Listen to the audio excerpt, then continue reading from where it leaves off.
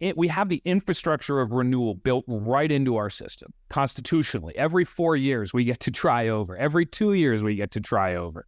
And the price of that is engagement, turning out, caring, being involved. This is something that we have that other systems, other big powers in the world today, whether it's China, Russia, or elsewhere, people there don't have that luxury. And that is our secret sauce.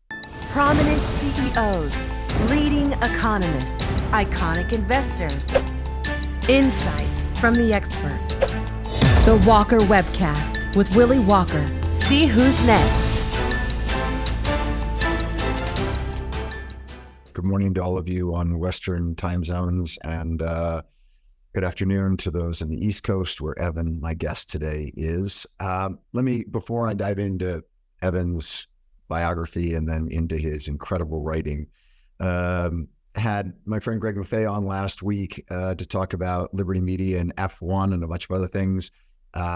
We haven't typically had quotes from the Walker Webcast put out on ESPN and Sirius XM Radio. And it was kind of fun to see some of the comments that Greg and I had in the podcast last week, picked up by those sources. And then before that, just before Greg, I had Alex Rodriguez on, and similarly, some of the things that A-Rod and I talked about the crossover between baseball and his business career were not only interesting, but fun to see all of that head out through A-Rod's channels as it relates to baseball, and his ownership of the Minnesota Timberwolves on the basketball side of things. Today, we focus on politics.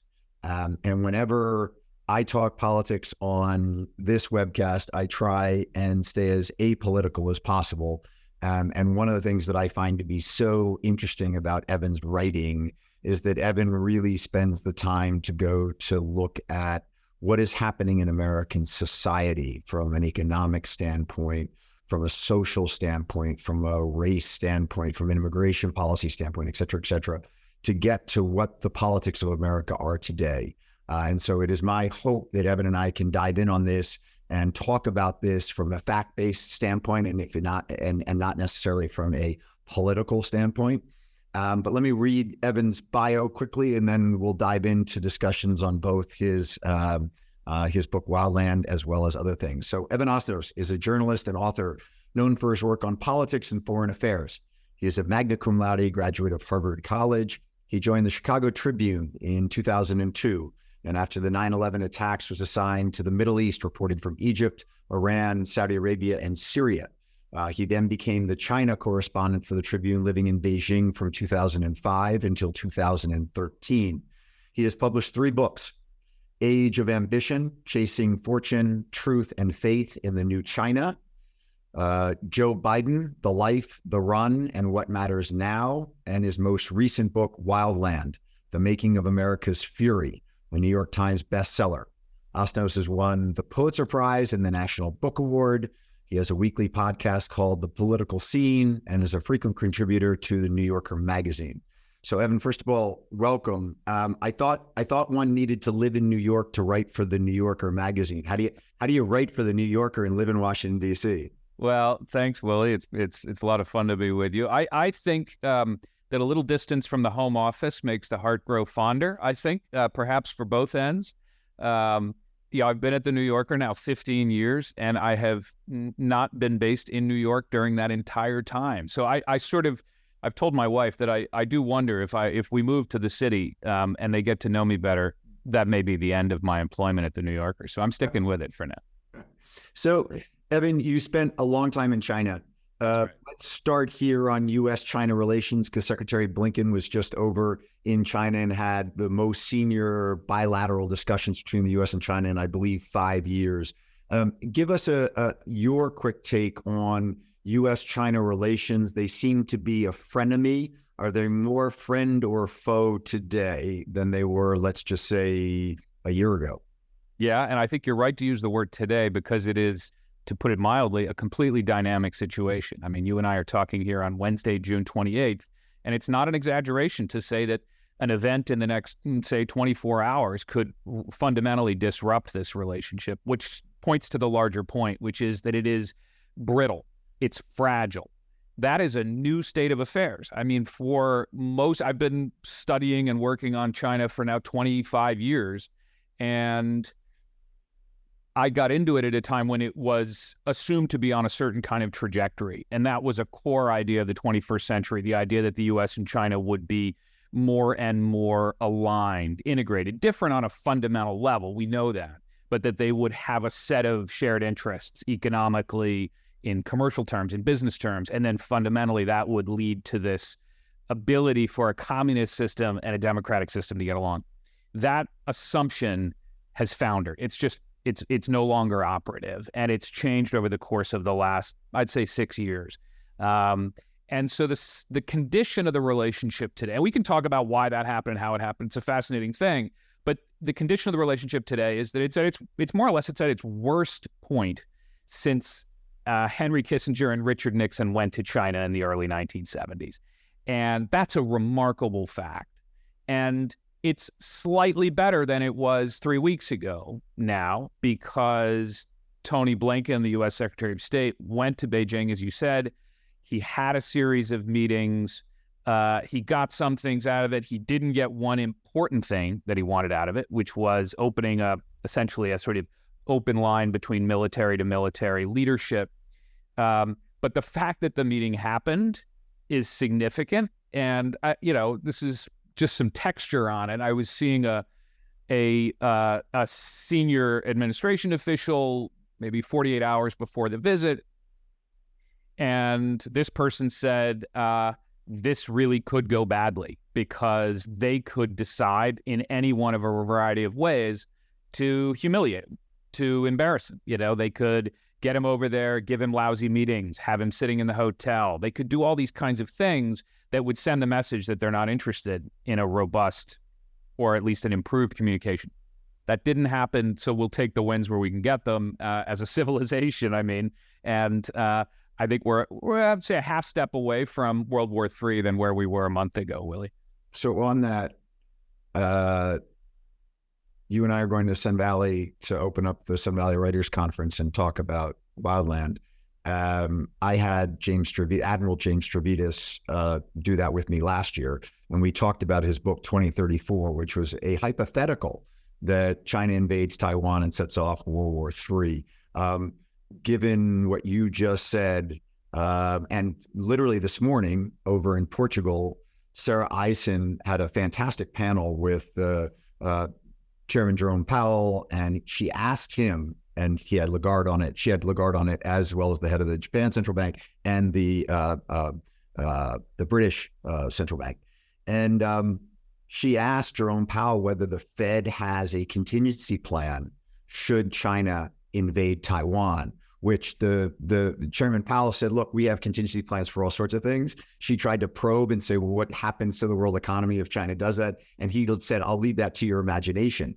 But I guess specifically to how much of a threat is this issue as it relates to China invading Taiwan? Well, and speaking of imagination, I would second your mention of James Stavridis' book, which he wrote with Elliot Ackerman, which is just a superb visualization, more even than imagination, of what would conceivably happen if you had an encounter between these two massive militaries in the South China Sea. And it comes as close as you can get to kind of political science fiction, but credible. Obviously, Jim Stavridis has the credibility to describe those scenarios. He's been on a boat most of his adult life.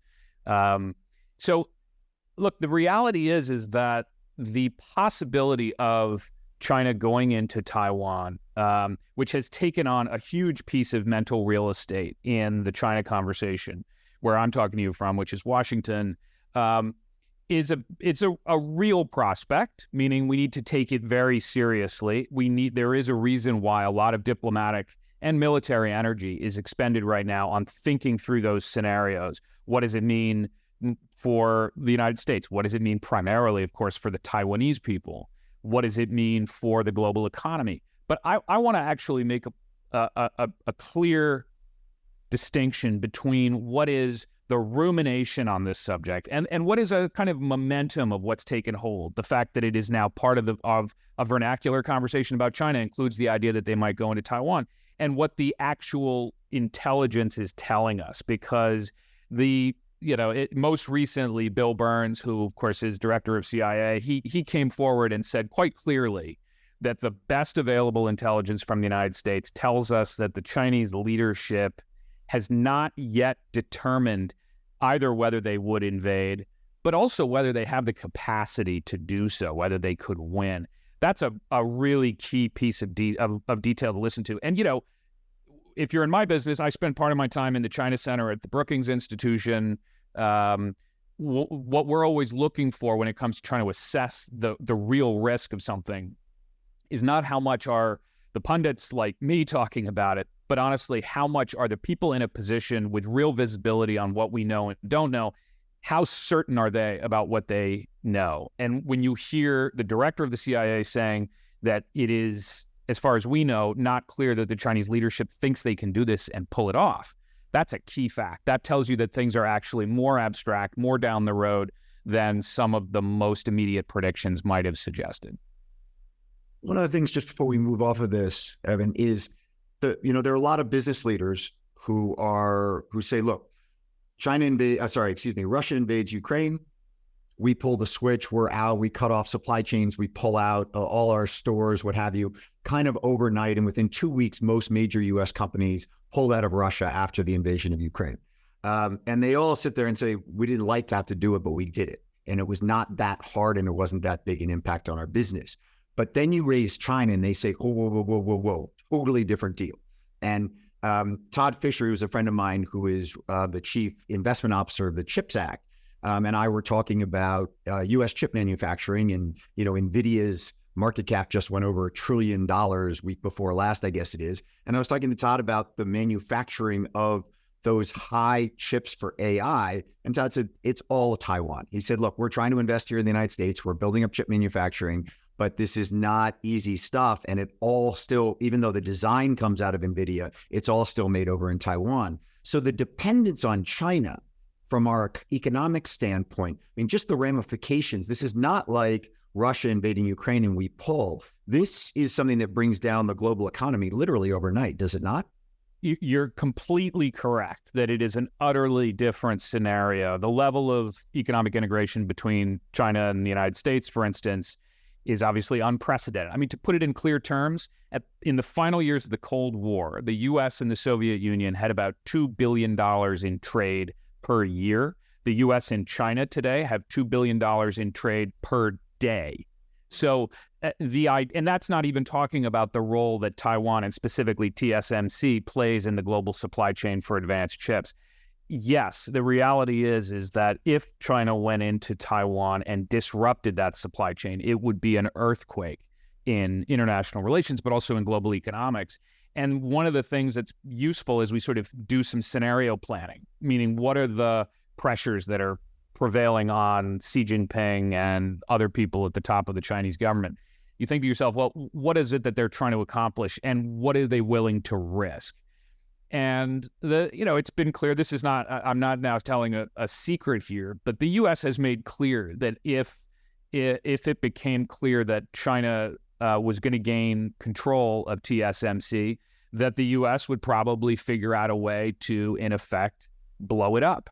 That's not my term. That's actually the term of people who are in the position of making plans for how you would deal with an invasion, meaning that the idea that China could go in and suddenly take control of TSMC and it'd be some sort of clean chain of custody between, the old company and the new company wouldn't happen. So China has to think about it. Do they really want to end up with an inert TSMC? Essentially, do they want to drop that out of the global supply chain and end up with a huge hunk of metal?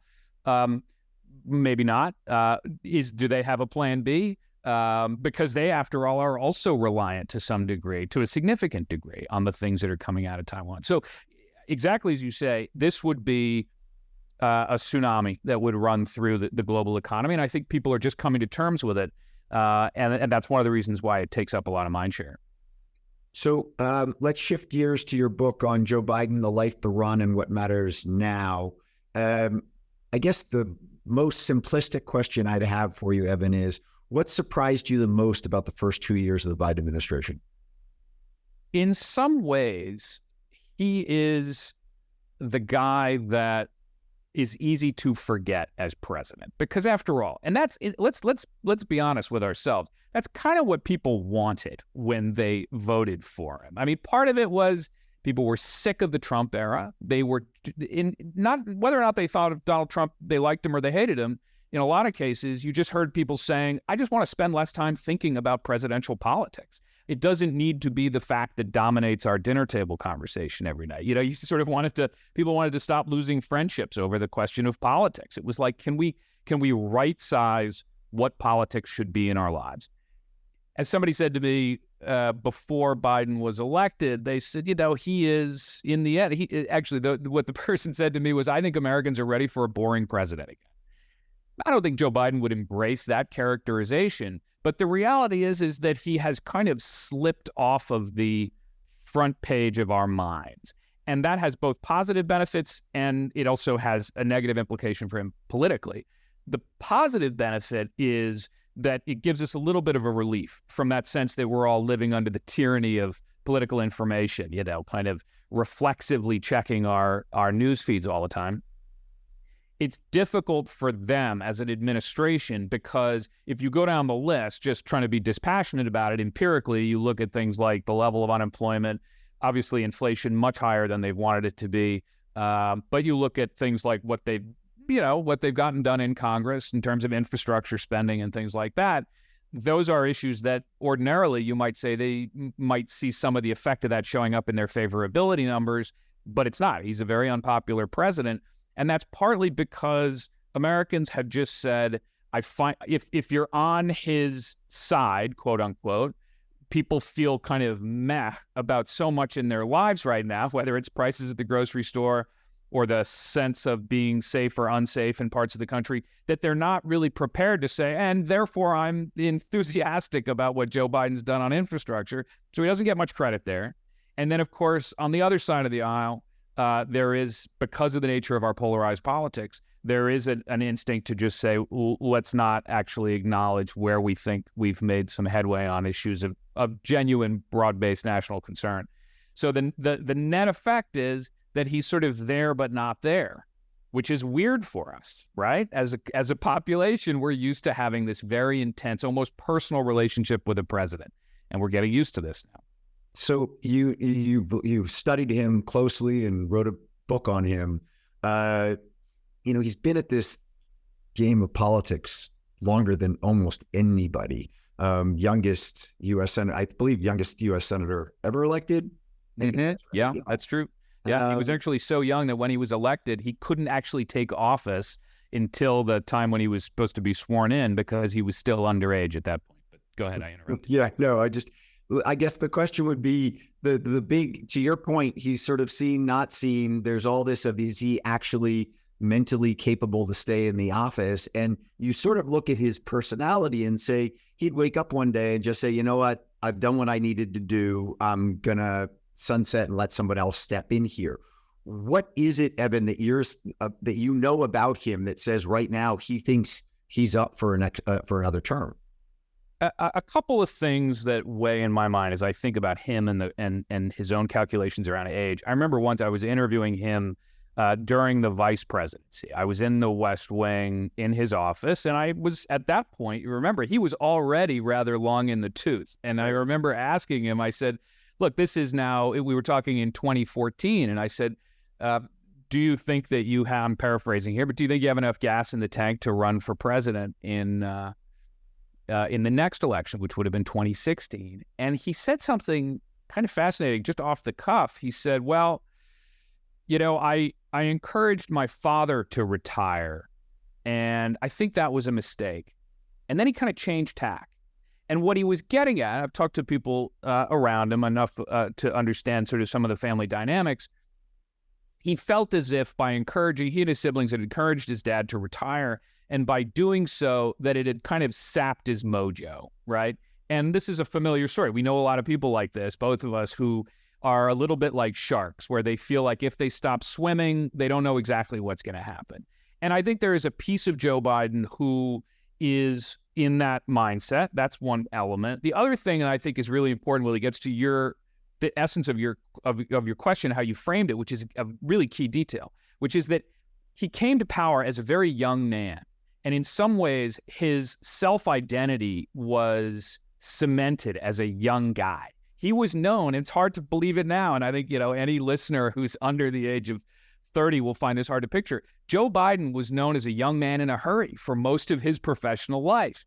And so that's kind of coded into his self-identity. And it's been hard for him. I've watched it. I've interviewed him over the years and sort of watched him coming to terms with the idea that he's actually now the graybeard, that he's the white hair in the room. That takes some doing. And then the final piece of it, which is the blunt edge, let's be honest about politics piece of it, is that he is, after all, the only Democrat who's ever beaten Donald J. Trump for president. He thinks that Donald Trump is probably going to be the nominee. The numbers would support that. And he doesn't, and this is now me imputing this last piece into him. He hasn't said this explicitly, but I think he looks around and he doesn't see another Democrat who he's confident necessarily can win over Trump. And as long as that's the case, he's going to run. And on that, do you think that we haven't had a incumbent get primaried since Ted Kennedy tried to primary Jimmy Carter in 1979?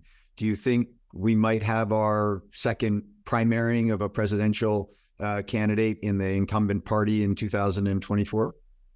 Not as it stands now. I don't think that somebody else is going to jump in unless you see something happen to Joe Biden, either politically or some kind of health event.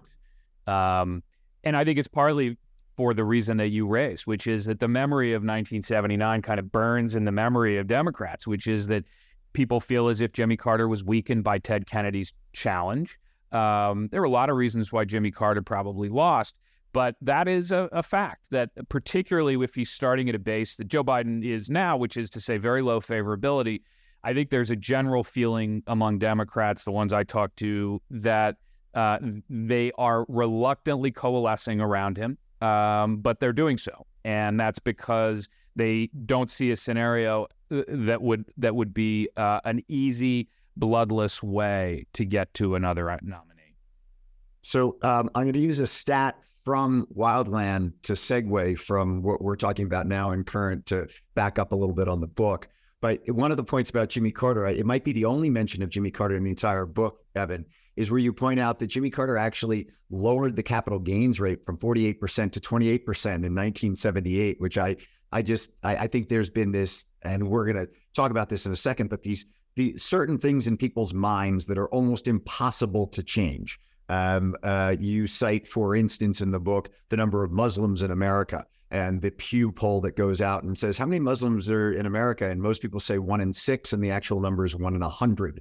And a number of other things. But I do think that the Democrats are viewed as this, tax and spend party. And I just thought that point you raised in the book about Jimmy Carter having lowered the capital gains rate, the Democratic Party certainly hasn't used that in campaigns to say that our party actually understands how to cut taxes at certain times. I think that's right. You're great to zero in on that. You have a voracious appetite for this kind of information, as I do, and I think that that is a window into the mindset of the 1970s and some of the decisions that were made as a political society, which we now look on and begin. This is an impartial economic analysis tells you that a lot of the questions we're contending with around opportunity and inequality, that you have to trace those back to the 1970s, arguably perhaps even a couple years earlier. But that was a period when Americans were really looking hard and saying, hold on a second, is the system that we created after World War II, which has delivered so much prosperity for the last three and a half decades, does it still work? And they were starting to tweak some dials. And in some ways, we're living in the shadow of that ever since. So in Wildland, you tackle so many big issues. And as I think about it, from 9/11 to Black Lives Matter to the Proud Boys to corporate greed to the justice system to the great financial crisis to the great pandemic to the demise of local politics to newspapers going away to the advent of the internet to guns to despair to pain to activism. There's so many things. And what you decided to do to create a frame for that was go and basically study 3 cities, Chicago, Illinois, Greenwich, Connecticut, and Clarksburg, West Virginia. Why'd you pick those 3? I have a personal connection with each one of them. And, you know, one of the big conceptual things I realized early on was place matters. Place matters in such a big way. It determines in so many ways kind of the parameters of what's possible in your life. So take me, for example. I mean, I was very lucky to grow up in Greenwich, Connecticut, very prosperous place. I got a terrific public school education. I mean, one of the best public schools you can go to in America. And through no work of my own, I was obviously the great beneficiary of where my family was at the time. And the first place I went to work out of college was Clarksburg, West Virginia, which is a small city in the northern part of the state. I went to work at a little newspaper, and I know, Willie, of course, your mom was a photographer at time, and my first job was as a photographer. I noticed that. I noticed that in the book. I was going to ask you about that because you're seeing this thing. You used to travel around and take pictures, and I was like, hold on a second. Evan's a writer, not a photographer. But your first job was it both writing and taking pictures, or just photographing? You know, I had interest in both, and I knew probably I wanted to be a writer, but I thought that learning to understand how photography really works would help me be better at this job, particularly being a foreign correspondent. And I eventually realized that I probably was cut out to be a writer, not a photographer, after I was a foreign correspondent and going to places like Iraq. And I realized, boy, if you're a photographer in Iraq, you really can't be anywhere but the absolute front line. And I said, I think I'm more of a second line kind of guy. And so there I was. So I was pretty clear that I thought you have to have a gift. Kevin, let me jump in on that for just one little public service now. To anyone who hasn't watched the 60 Minutes piece on James Notchway and his photography in covering conflicts around the globe, just go to the 60 Minutes website and watch it, because to exactly what Evan's talking about, you want a real eye on conflict, war, poverty, civil unrest. Notchway and his photographs are some of the most amazing ever. But anyway, sorry to interrupt you on that, but you're exactly. I totally agree with you. And, you know, he was one of my heroes. I mean, I was kind of trailing around looking at his photos as a young guy and was really sort of dazzled by it. And I mean, interestingly, from your perspective and mine, is one of the other people I worked with when I was a young reporter was a photographer named Pete Souza at the Chicago Tribune. Pete, of course, went on to become White House photographer. What's fascinating about him is Pete had been White House photographer for Ronald Reagan and then later came back as Barack Obama's White House photographer. And he was trusted equally by both families, which I think is kind of a credit to the fact that he is a professional of the highest order. He's not there as a political practitioner. He's there to say, I am making a document of history and I work ultimately for the people of the United States. So, you know, a lot of people know Pete Souza because he's got a big presence on social media. But he is, in some ways, I think of as like some of the best of what media stands for. But to your point, you know, to go back to why I picked these three places. So Clarksburg, West Virginia, small town where I worked after college, mostly white. It's a window into what's happening in the white working class, which of course has become essential to understanding what's going on in American society and politics.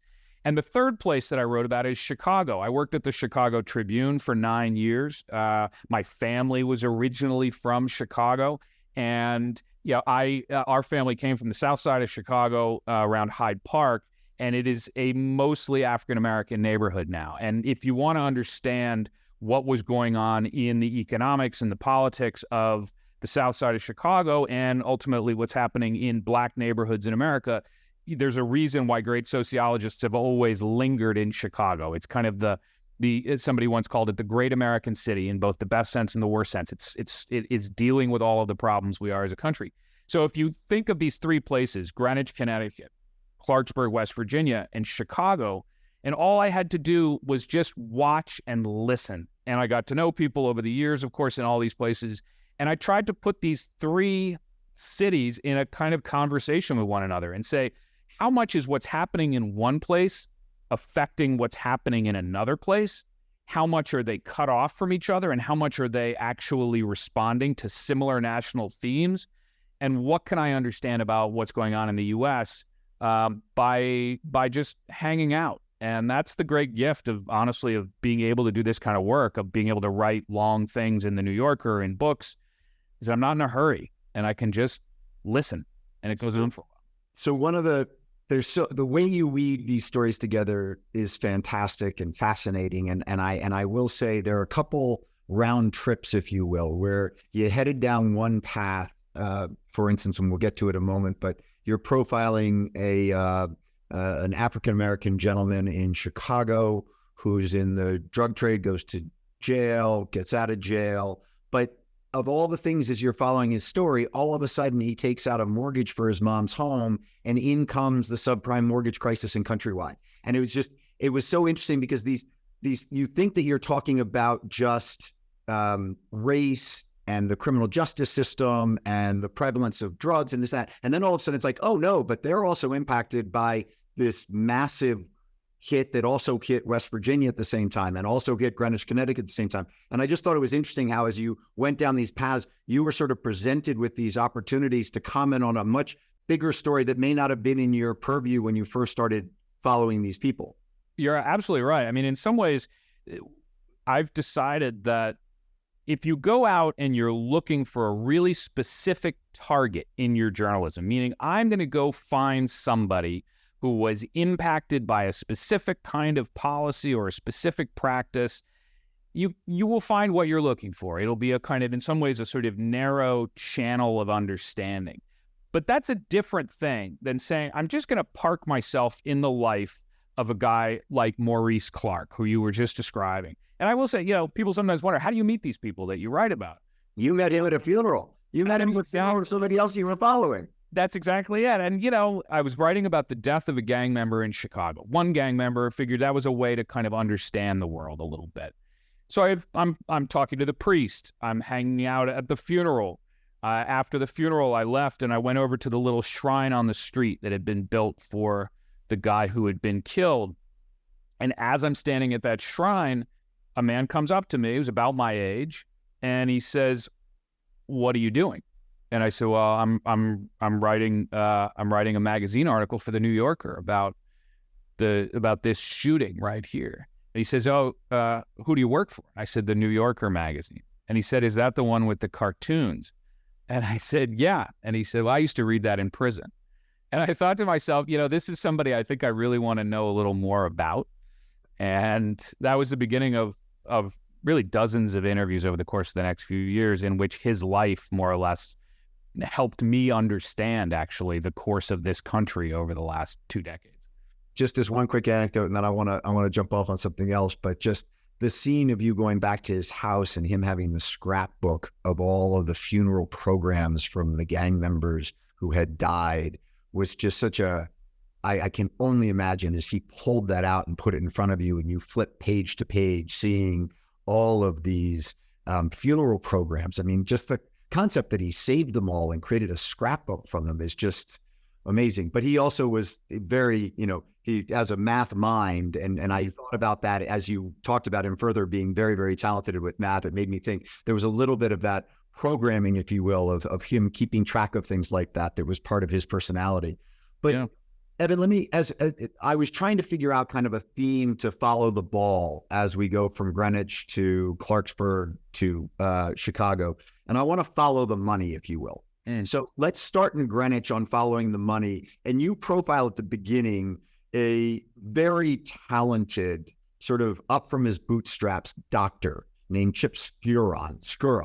Yeah, Skowron. Mm-hmm. Chip Skowron. And here's this Vanderbilt graduate, very humble beginnings, lost his mother, got a very prestigious fellowship at Yale Medical School, and then all of a sudden decides, I'm going to go to Wall Street, and ends up going to work for SAC and then another hedge fund that's part of the SAC, if you will, constellation of funds called Front Point. And you see this doctor who was so talented to go and, if you will, help humanity, who, as you point out, between 2007 and 2010, made $30 million working for Front Point. And then he steps over the line. Pick up there on Chip Skowron and what you want to add as it relates to, I would say, your profiling of big money in the Golden Triangle in Greenwich, and why profiling Chip Skowron and what happened at Front Point is so important to the distrust that America has created for big money and for Wall Street more broadly?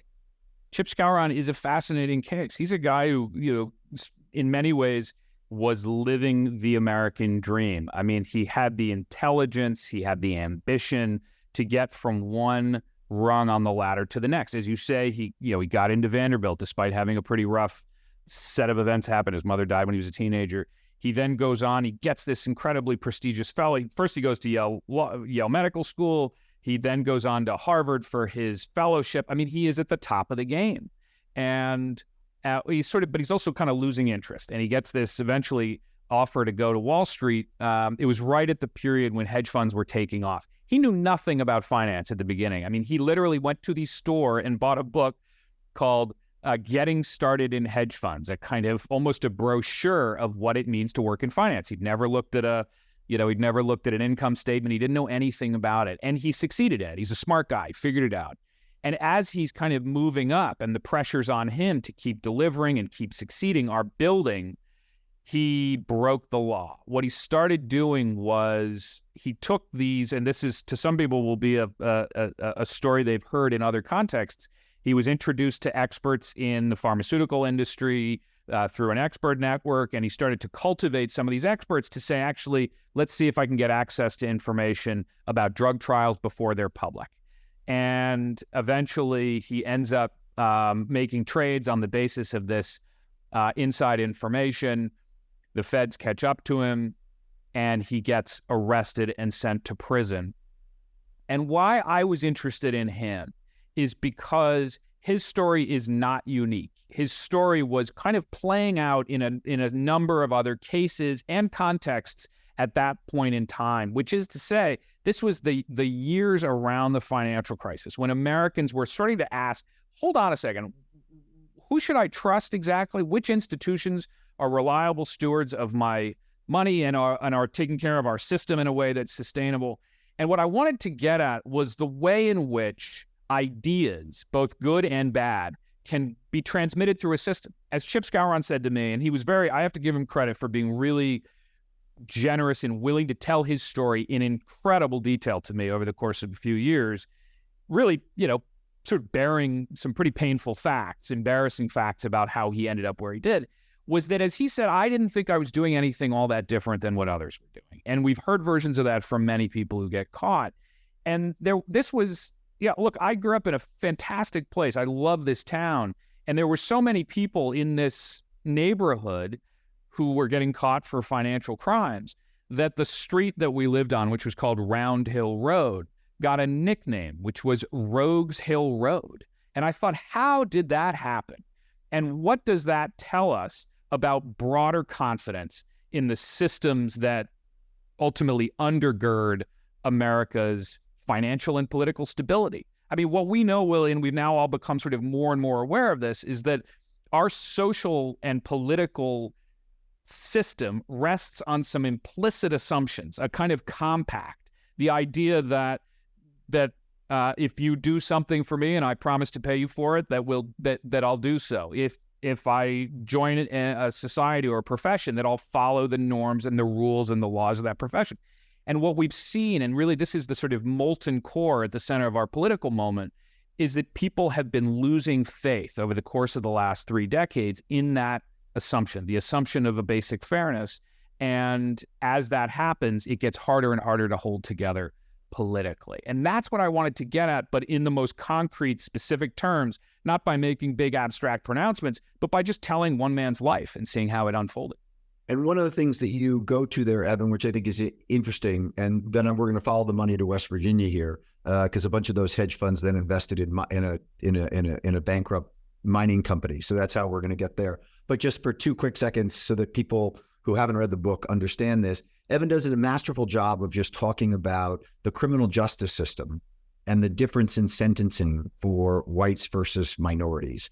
And when Governor McDonald of Virginia was sentenced for having done some pretty bad things and getting caught really with his hand in the cookie jar, after the sentencing, Evan, you called up Brian Stevenson and said to Brian Stevenson, what do you think about this? And he pointed you to the sentencing of a young black gentleman, I think in Chicago, and just sort of said, look at these two things and the length of time the young black man's going to spend in jail versus what McDonald had to do. And I think, one of the things that is very important as one reads the book to realize is that there is that sense, whether it's Rogues Hill Road or whether it's to the sentencing guidelines for people who are selling drugs on the corner versus literally taking down the financial system, is that there is this sense that there are two criminal justice systems, there are two sentencing guidelines, and that sense of inequality is something that underpins the fundamental fairness of our system, I guess, is what I took away from your writing. Yeah, that's exactly the way to put it. I think in some cases, we know intellectually that there are these differences, that if you are a young teenager who is picked up on a drug charge and ends up being in a sense, on the receiving end of a very harsh sentence, even though the impact of that crime, the actions were very specific and were not broadly felt, it is the hinge in your life from which it is almost impossible to recover. And I saw this through Reese Clark's experience. This is the guy in Chicago we talked about a moment ago. He went off as a teenager for a drug crime. He and I are, more or less the same age. I was born in an environment in which one thing was open to me after another. I ended up going off and was very lucky to get a great education. At the same age, he goes off to prison for an attempted murder charge. This is no joke. And it was an attempted murder charge because of a pit bull fight that he won and paraded in the middle and said afterwards, "Oh, that was the biggest mistake of my life." And 4 days later, the competing gang came, and that's when he ended up shooting it. So he wasn't even trying to deal drugs; he was actually in the midst of a pit bull fight. That is exactly, and what I think is so amazing is that he was succeeding within the parameters of the world that was given to him. And I know this is not. I'm not letting him off the hook. I'm not exonerating this guy for what he did. If that's the world that he inhabits, and you say to you, this is how you succeed in your world, you become the drug kingpin on your block. That's what he did. And, you mentioned earlier about the fact that he was a math genius. I mean, to put it in perspective, it's exactly right. I mean, he used to follow his mother around in the grocery store as a kid and would mentally tally up the bill as she put items in the cart and would calculate the tax in his head and would then see if he got it right down to the penny when they got to the cash register. And I often think to myself, if you took that kid, who is ultimately no different in terms of intellectual firepower than somebody like Chip Skowron, who was fortunate enough to get the opportunity to go to then Vanderbilt, Yale, Harvard, if somebody had just pointed the young Maurice Clark 2 degrees off of, given him that opportunity, taken him out of his neighborhood for the summer, sent him to that summer camp, put him into an environment in which he was, as the great expression is, and I've come to really believe this is something I think that's a takeaway from the book for me and for listeners, is you can't be what you can't see.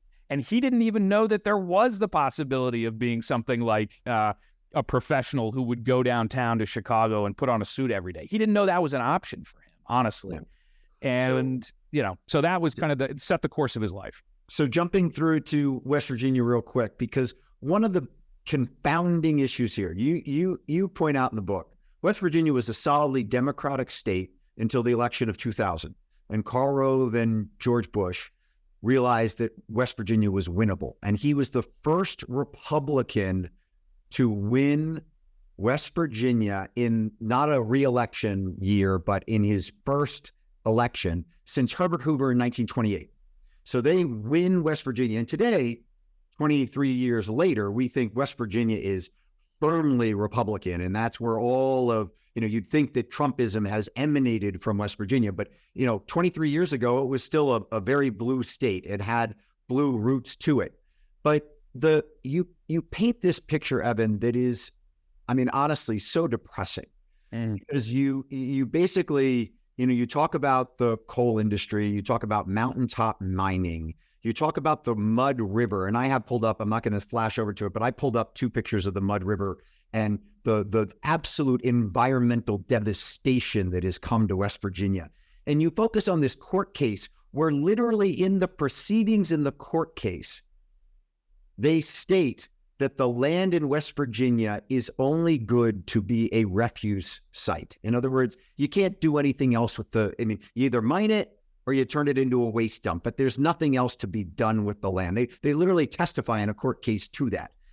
And so as these people are getting hit with the downturn in coal mining, along comes the great financial crisis, which wipes out a whole nother swath of people. At the same time where you get Obama being elected as the first minority president in American history, a lot of attention to Blacks and Latinos and to LGBTQ, exactly at the time where this swath of middle America is going, hang on a second, what about me? You add on top of that in the Obama administration, they cranked up EPA, which West Virginia as a state, Evan, as you clearly outlined, is in more need of EPA protection than any state in the entire country. And yet they bemoan the EPA. They hate the EPA because they think that the EPA has taken down their industry. And so the pictures I have up on my screen are saying this is a Superfund site that needs more environmental help and cleanup than you can possibly find. And then the final kind of hit to it is the opiate pandemic. And you profile a young man who was a military vet from West Virginia, gets on the wrong side of the tracks, had been a decorated soldier, comes back, shoots two guys, walks outside as he's fleeing from shooting two guys, turns around, shoots two other people, and back to the exact same thing that you did in Chicago with Countrywide coming into that story. The two people he turns around and shoot are a father and a son who are on the paper route for the paper that you used to write for. Yeah.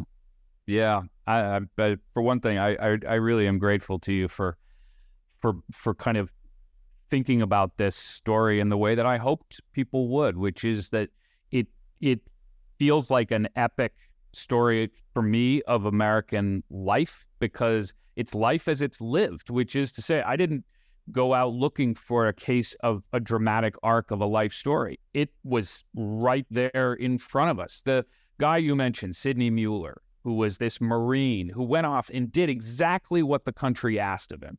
You know, it's worth remembering that for a long time, there's always been places in the country that give more people to the military than other places. It's West Virginia, it's Alaska, it's Montana, it's places where for a long time, the military was a way that you could get up and get out. And Sidney Mueller grew up in Clarksburg, West Virginia, goes off to the Marines. There was actually a moment when he was in the Marines, they were in an especially brutal area in Afghanistan. And Bob Gates, Secretary of Defense, flew over and actually said to his group of Marines, you guys are making a tremendous sacrifice. They'd lost more lives, I should tell you, than any other Marine unit since September 11th in any of the war fighting in those 2 decades. He said, if there's anything that we and I can ever do, do not hesitate to ask. Sidney Mueller came home to West Virginia and he was falling into a hole. Like so many veterans, he just didn't have the support he needed. And he reached out, and I tell the story in the book. I mean, I was able to get essentially this kind of visibility into his interactions with the VA, some of his records, and he tried over and over again to get help, and it failed. And the takeaway from that story is that I think what runs through this one place after another place is the sense of the question, how much do any of us, you, me, Sidney Mueller, Maurice Clark, Chip Skowron, how much do we deserve what we have, both the good and the bad? And how honest can we be with ourselves about how our system is able to reward us for our best attributes and also give us forgiveness in an appropriate way when we show the capacity to try to do better and to try to get ourselves back on a productive track. And the degree to which we answer those questions and how we answer those questions as a society has a big role to play in whether we're going to be able to pull together and rebuild confidence in the system. So let's jump to kind of the politics of today, because right after all of this, there are a couple of data points that I'll throw out there, Evan, and then you dive in and jump on this. But there were a couple of things that really surprised me. The first is that Donald Trump copywrote Make America Great Again the week after Mitt Romney lost the 2012 election. Mm-hmm.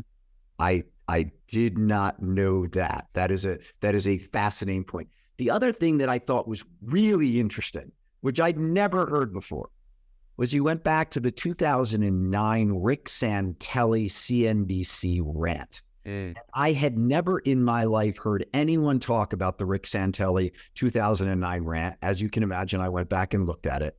And interestingly, Rick Santelli talks about having a tea party on the weekend. And that, as you point out, is what basically gave life to the Tea Party. He talks about on the floor of the Chicago Mercantile Exchange, the silent majority, which turned into a key phrase for the last over decade as it relates to the silent majority. I feel that you pointed this out. I went back and looked at it and thought about how much it plays into the narrative that has evolved from there.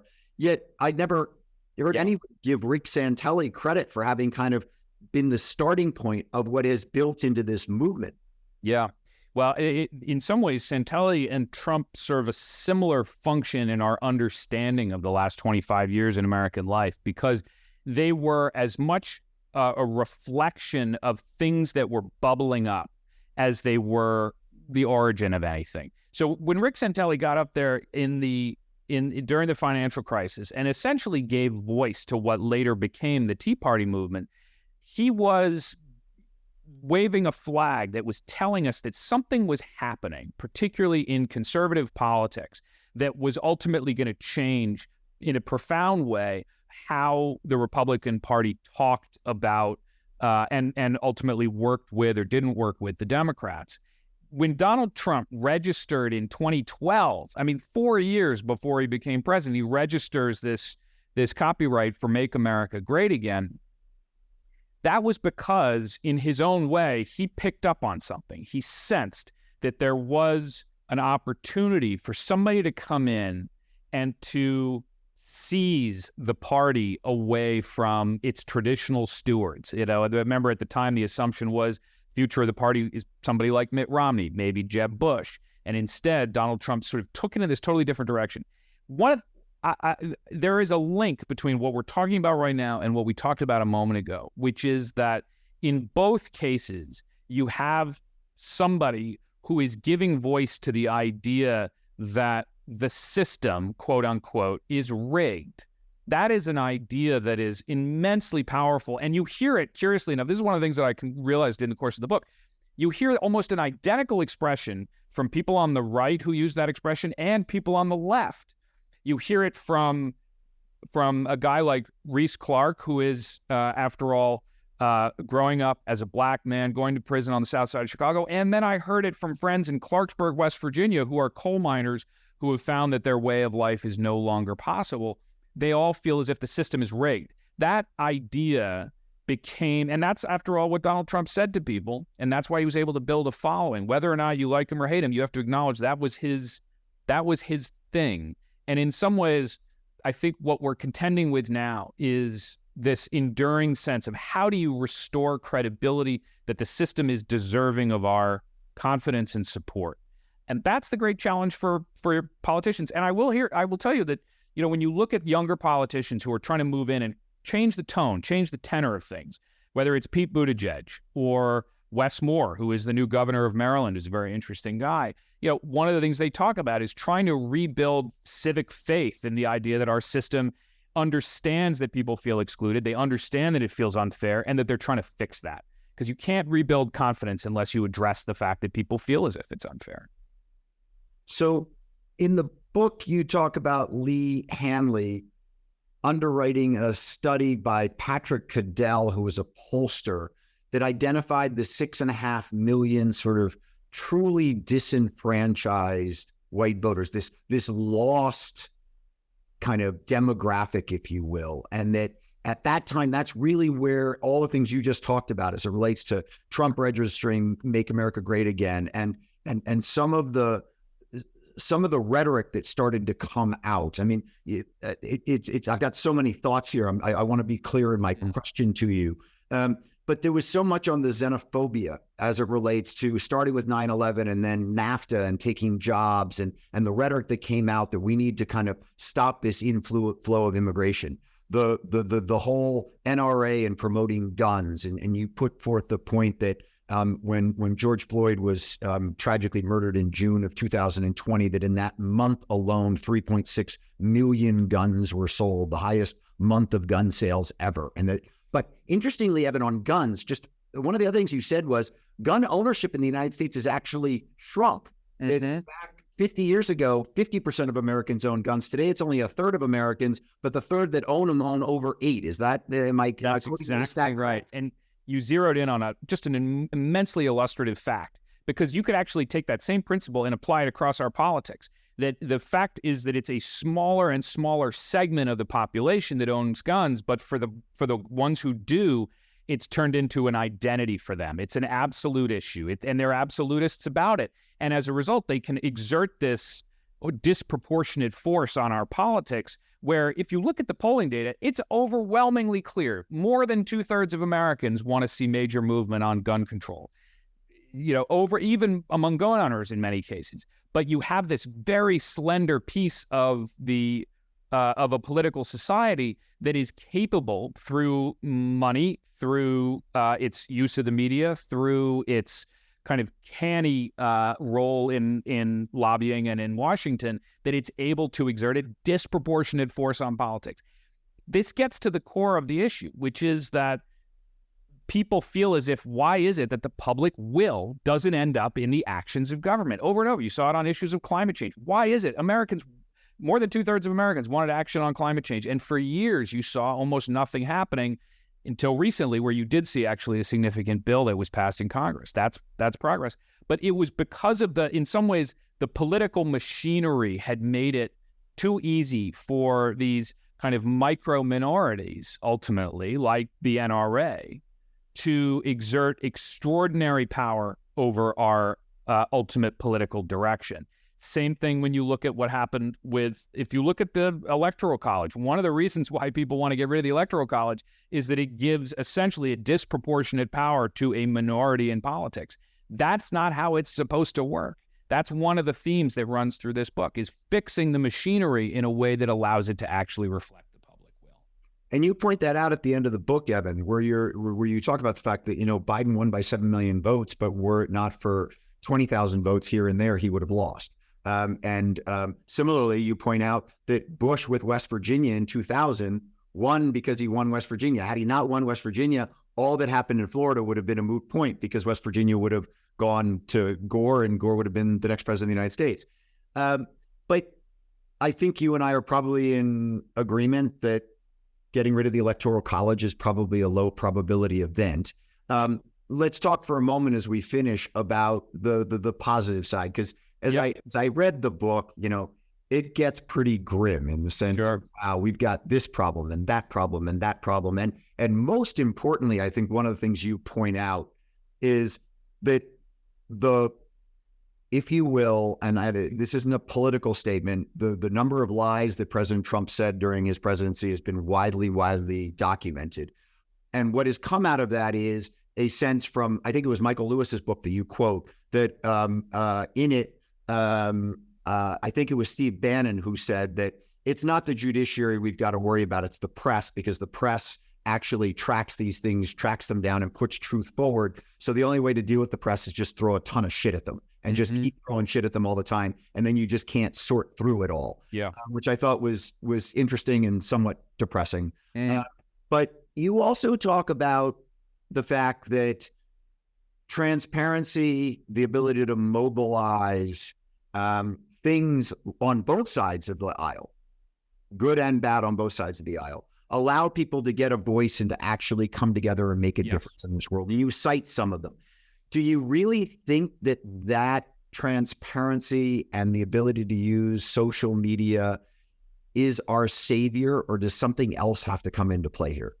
I will tell you, I am enormously encouraged by the moment that we are in now that can feel, let's be honest, very uncertain. But I'll tell you exactly what I mean. I've lived in societies that are closed societies. I lived in China for 8 years. As a little kid, when my father was a reporter, we lived in the Soviet Union. I mean, I understand what closed societies and authoritarianism looks like and how it operates. And the fact that we are going through in this country this kind of public agony about what is it going to take to fix the problems? How do I document them, first of all, and as we do in a book like this? And then who is the person who can carry that idea, pick up the baton, implement these ideas, who has the combination of political vision and charisma and support? That is not something that is going on right now in Moscow. And, there was a great phrase the other day. Somebody was describing, I was looking into the Vladimir Putin and how his ability to assemble politics, frankly, and this is not news, but has rested on a similar instinct to what they call a sort of fire hose of, let's call it fertilizer, but just showering people in bullshit all the time. That it makes it impossible to tell, as Steve Bannon so rightly and darkly described, makes it impossible to tell what's real and what's not, and people ultimately just disengage. But that's what happens in a country where you're not allowed to talk about the things that are of immense public importance and interest. That's what leads a country into ruin. What we're seeing right now, actually, is politics. Like, we are actually engaged in the hard work of deciding what we care about as a country.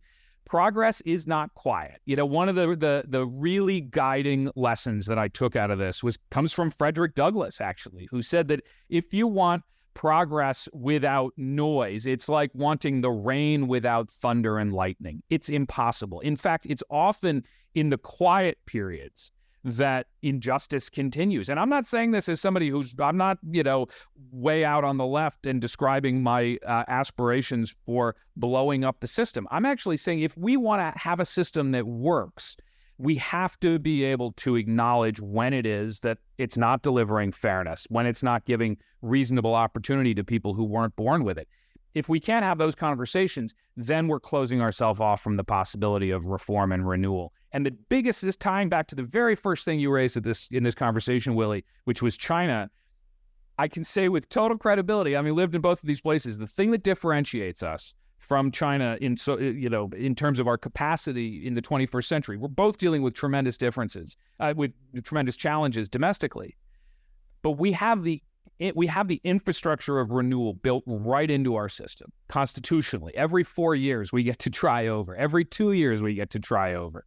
And the price of that is engagement, turning out, caring, being involved. This is what's something that we have that other systems, other big powers in the world today, whether it's China, Russia, or elsewhere, people there don't have that luxury. And that is our secret sauce. I'm going to leave it there because that's a great and upbeat way to end the conversation. Evan, I look forward to seeing you in Sun Valley and continuing this discussion. I got 4 more pages of notes to discuss with you today, but the time just went away. So to everyone who joined us today, I as you can tell, I was wildly impressed by Wildfire. Strongly encourage anyone who's interested in these issues to read it. Evan, thanks very much. And I hope everyone has a great day, and we'll see you again soon. My pleasure, Willy. Great to be with you. Take care. Thanks. See ya. See ya.